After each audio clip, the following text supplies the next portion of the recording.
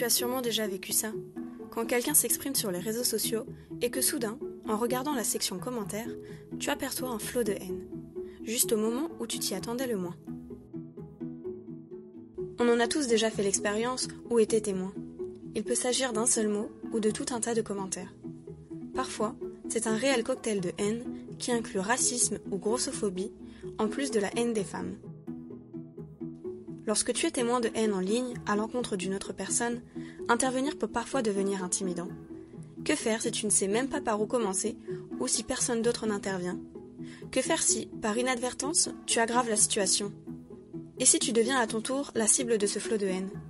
Que faire si l'incident haineux dont tu as été témoin te traumatise à tel point que cela devient difficile pour toi de rester dans le même espace virtuel où l'incident s'est produit? Ce sont là des questions importantes et nécessaires que tu dois te poser avant de savoir si tu vas soutenir ou non une personne visée par la haine en ligne et de déterminer comment le faire. En revanche, si tu ressens le besoin d'aider et que tu penses pouvoir le faire sans risque, agir en tant que spectateur est l'un des plus puissants outils dont nous disposons pour dénoncer la haine en ligne et ainsi lutter contre la culture de l'impunité qui prolifère dans nos communautés virtuelles. Parfois, commenter ou agir en ligne peut sembler dangereux, mais il existe un moyen de faire entendre ta voix. Tu peux aider les autres à faire entendre leur voix. Lorsque tu vois quelqu'un recevoir des commentaires haineux en ligne, tu peux lui apporter ton soutien, directement ou indirectement. Et plus il y aura de gens qui se lèveront, plus les haineux se tairont. Parce que les réseaux sociaux t'appartiennent aussi. Fais entendre ta voix, car le pouvoir ne vient pas du silence, mais de l'union. Même de petites actions peuvent faire une grande différence. À présent, faisons un petit exercice. Voici quelques encadrés décrivant des actions que tu peux faire si tu assistes à de telles situations. Lis les encadrés et essaie de prêter attention aux conseils que nous avons listés. Ensuite, répartis-les entre ceux indiquant une action directe et ceux indiquant une action indirecte.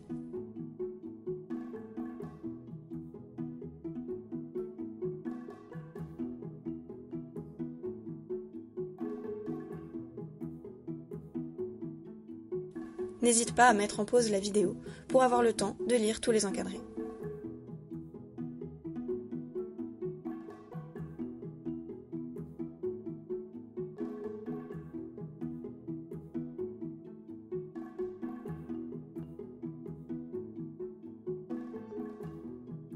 À présent, voyons ensemble si les actions sont directes ou indirectes. Bien sûr, prends le moment pour comparer tes réponses avec la solution.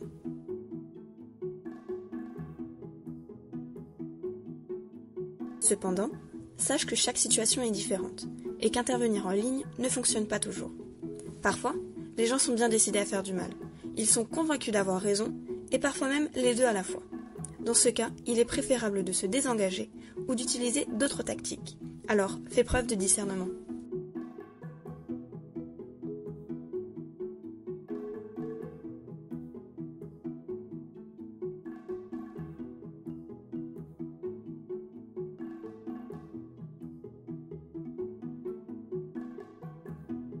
Si tu décides d'intervenir, voici quelques conseils pour obtenir de bons résultats.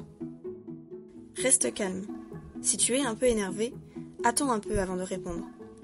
Pose des questions, par exemple, pourquoi est-ce que tu penses cela? Ou alors, qu'est-ce que tu veux dire par là? Évoque les possibles répercussions. Tu peux dire par exemple, ça pourrait blesser quelqu'un. Essaie l'humour. Si ton intention est bonne et que tu ne te moques pas de la personne, l'humour peut parfois adoucir l'échange et inciter les autres à soutenir la victime.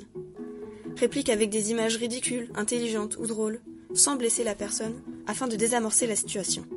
Mets davantage l'accent sur le commentaire plutôt que sur la personne. Par exemple, tu peux dire que ce terme relève d'un stéréotype raciste. Fais preuve d'empathie et crée un lien avec la victime. Lance un hashtag de soutien, comme par exemple hashtag j'aime mes courbes.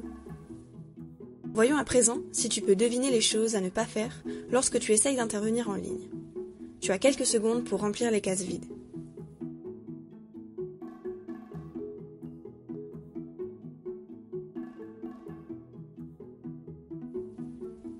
Alors, est-ce que tu as deviné? Ne pas cataloguer la personne, en la traitant de sectaire, par exemple. Ne présume pas que la personne n'a que des mauvaises intentions. Ne sois pas méchant, insultant ou agressif. Cela peut intensifier le conflit. Ne prends pas la personne de haut. Cela peut couper court à la communication. Ne corrige pas l'orthographe ou la grammaire. Reste plutôt poli et si tu souhaites corriger une information, mentionne sa source. Enfin, ne tente pas de faire taire la personne en la menaçant, en l'excluant socialement ou en la punissant d'une autre manière. Retournons dans le bus où nous étions il y a quelques minutes. Nous allons maintenant observer tout le cheminement de pensée de cette jeune femme et voir comment elle va réagir face à ce discours de haine en ligne.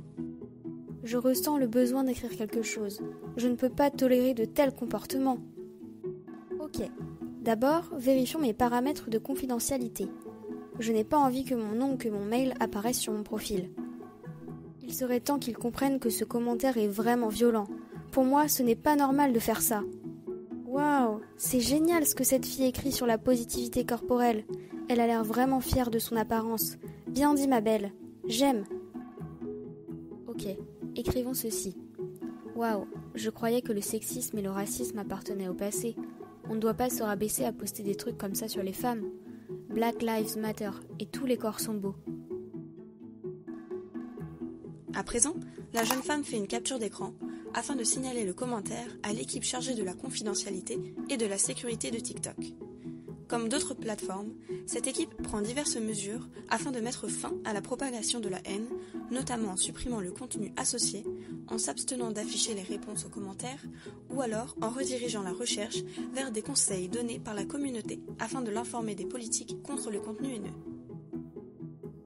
Ah, je me sens tellement mieux maintenant. Mais n'oublie pas que le monde en ligne est aussi le monde réel.